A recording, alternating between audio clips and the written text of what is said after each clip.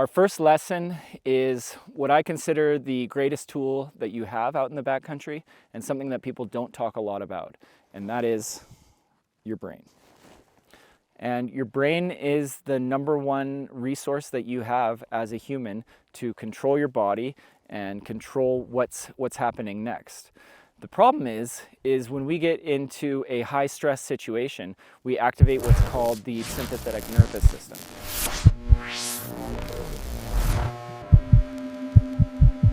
Also called fight or flight, or the limbic system. It's really great when you have to run from a bear or a tiger in the wild. It's really poor if you have to make quick decisions under stress. And breathwork, of course, is an ancient practice, but in Western society it's becoming kind of trendy. But it's become trendy for a reason, and that's because it works. So for when you want to just control your nervous system and get yourself back under control, I like to do what's called box breathing. And basically what box breathing does is, imagine your nervous system tenses up and just gets really excited. It's like pushing the gas on your whole system, right? And then things are happening too fast, and if you get ahead of yourself and you start panicking, that's when you make mistakes and danger happens.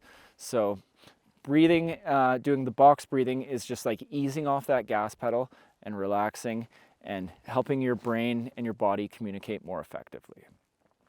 It's a super simple practice, and it's something that you should practice regularly so that you know when you do get into that tense state and are aware of that, that you can get back out of it and relax that system so that you can make better decisions.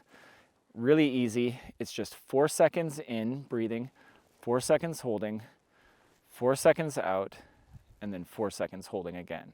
And you can repeat as necessary, but even as little as one round of that will slow your nervous system down to a point where you can be a lot more effective when you're needing to pull out your tools or be in a rescue situation or deal with very tense situations.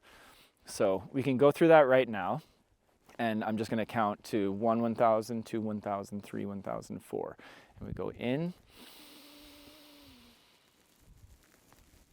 hold, and out,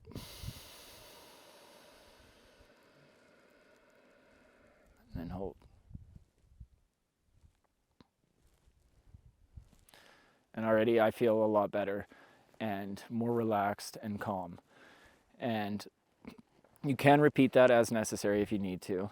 And it's only 16 seconds. So I promise, if you think that you don't have enough time to react, 16 seconds to do that will make you more efficient and more effective when you need to dig someone out, or you need to pull out your transceiver or pull out your probe, and think quickly. Obviously, the more that you practice all of the skills that we're going to talk about later, the more automatic it'll be. But number one starts with breath, to get your brain and your body in alignment to make good decisions. The best way to practice that, if you're not, out in the field and stressed out, I like to do 10 burpees and then just feel how my heart rate is up and my brain is going, and then just get right into it.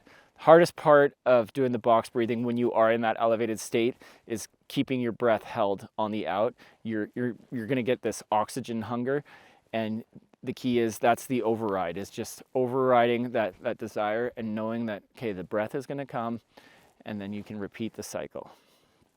Once you start practicing that, then that's where the magic happens, and you can be more in control of your whole nervous system.